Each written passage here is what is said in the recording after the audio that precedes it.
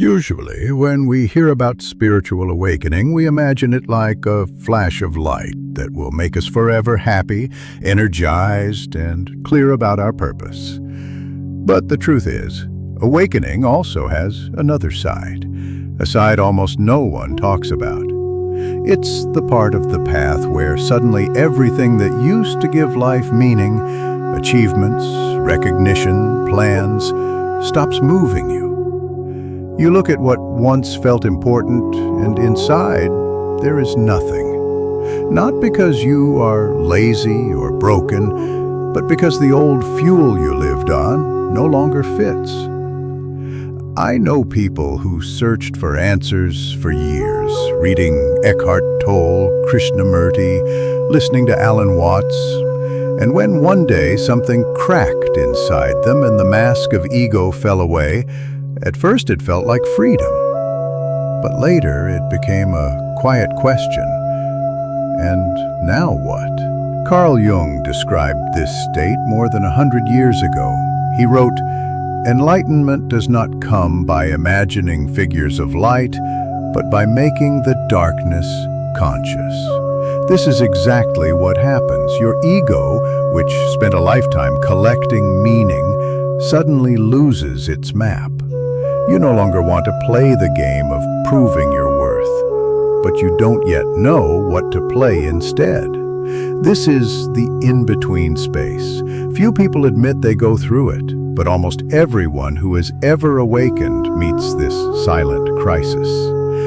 You are no longer motivated by fear of missing out. You are not excited by chasing status, and the usual sources of energy simply don't work anymore. This is not laziness. It's not depression. It's the ancient pause Jung called the psychological death, the death of who you thought you were. Many traditions knew this stage. Alchemists called it nigredo, the phase of dissolution. In myths, it was the hermit, the one who goes alone to meet themselves.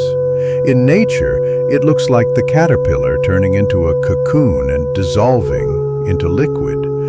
It is no longer an insect, but not yet a butterfly, just a formless state. And yes, it doesn't look like an inspiring Instagram quote.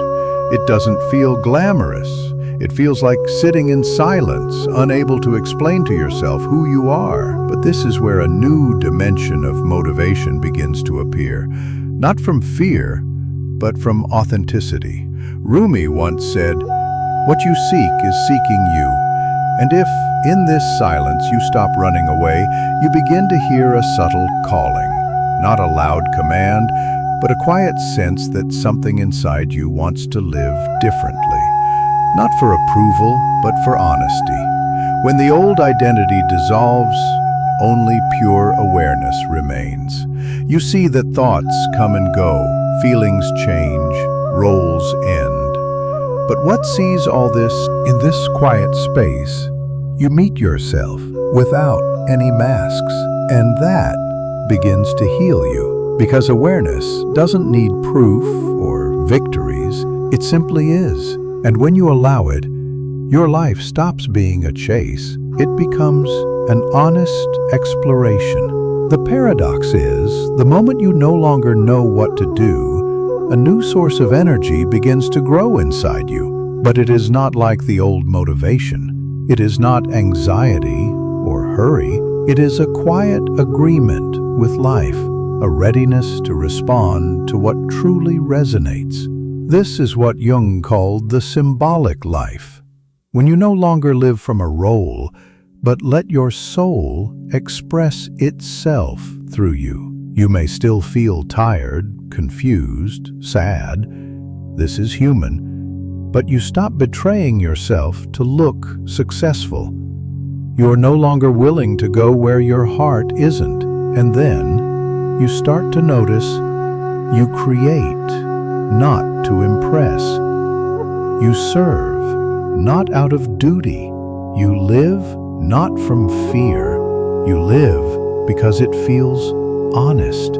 If you are in this place where the old life has ended and the new has not yet begun, know this: You are not lost. You are in transition, and this pause is not a mistake.